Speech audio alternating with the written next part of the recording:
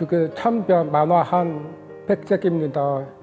인문적으로 표현하기 어려운 완전한 철백색이에요.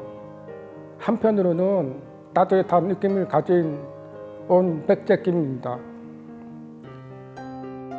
철백색하고 온백색 두 가지 거기서 가장 많이 나타나는데 저기 바로 달 하늘에서 나타나는 색이기도 해요.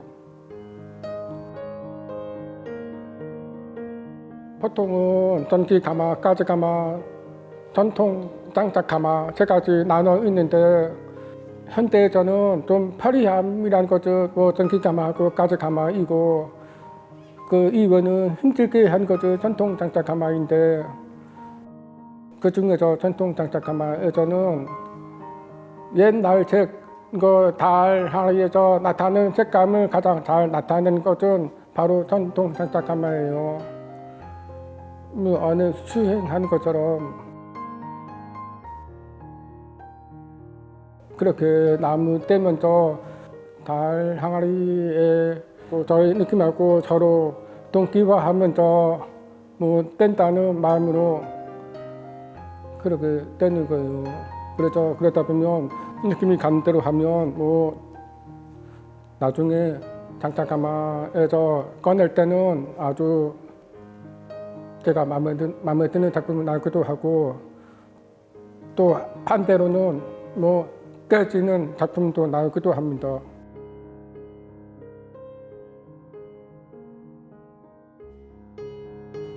뭐라고 비유하자면 저는 뭐 모든 것을 다 희노애락을 느낀다고 표현해야 하나 표현할 것 같습니다.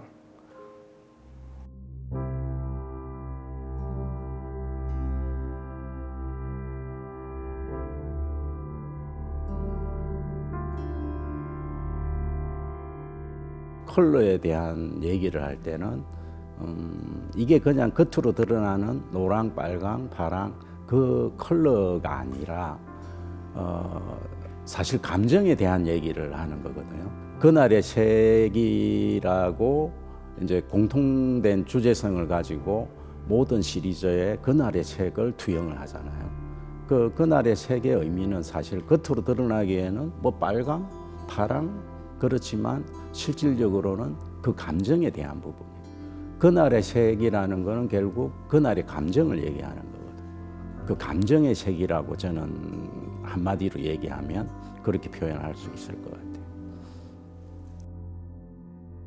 저의 오전 이제 작업실에 나와서 제일 먼저 하는 게 색을 배합하는 일을 먼저 해요. 그런데 그걸 제가 그날의 색이라고 표현을 하는데 그날의 색은 사실 1년 365일 365가지의 색이 나오는 게 아니라 그 매년 틀리겠죠. 왜? 제 감정의 엑기스가 최고조에 달했을 때, 그러니까 제 감정이 충분하게 색을 만들어도 되겠다는 감정이 들었었을 때 제가 색을 만들기 때문에 어느 날 뭐 제가 컨디션이 너무 안 좋거나 힘들 때는 색을 안 만들겠죠. 그러다 보니까 그날의 색이라는 거는 매일매일 나오는 색이 아니고 뭐 어떨 때는 뭐 일주일을 건너뛸 때도 있고 어떨 때는 일주일 내에 나올 수도 있는 게 그날의 색이라고 보시면 될 것 같아요.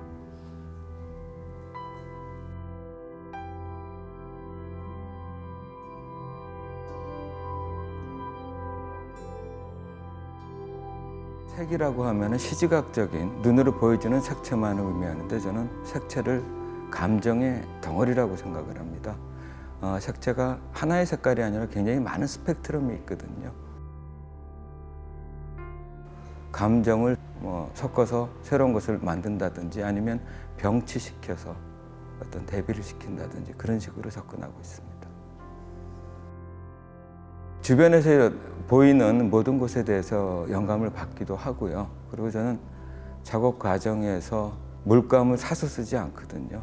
일반 기존의 물감을 쓰지 않고 안료를 따로 구입하고 그다음에 철이라든지 아니면 흑동, 청동, 황동 같은 것들, 알루미늄 파우더라든지 그런 가루들을 섞어가지고 숙성시키기도 하고요. 뭐 에이징이라고 그러죠. 그래서 변화하는 것을 보고 그 과정 중에 생기는 제가 만드는 것에 그러한 색깔에서도 영감을 얻기도 합니다. 과정상의 시간도 많이 걸리고요. 그리고 또 그 많은 시간들을 저는 굉장히 많이 즐기고 있어요. 작업을 하다 보면 어떤 반복이라는 것은 이게 머릿속에 복잡했던 것이 싹 비워지는 순간들이거든요. 그 순간이 너무 좋아서 일부러 돌아가는 그러한 작업을 하는 것 같습니다. 제가 특히 무엇을 좋아하는 색깔이 있다라기보다는 시기별로 좀 많이 다릅니다. 어떤 때는 원색 쪽에 가까운 색깔도 쓰기도 하고 아니면 작업 과정에서 나오는 발견된 그러한 색깔이 있으면 거기에 맞춰서 제가 좋아하는 형태로 하기 때문에 2017년, 18년 때 작품하고 최근 작품하고는 좀 많이 색감에 있어서는 차이가 있을 거라고 생각이 듭니다.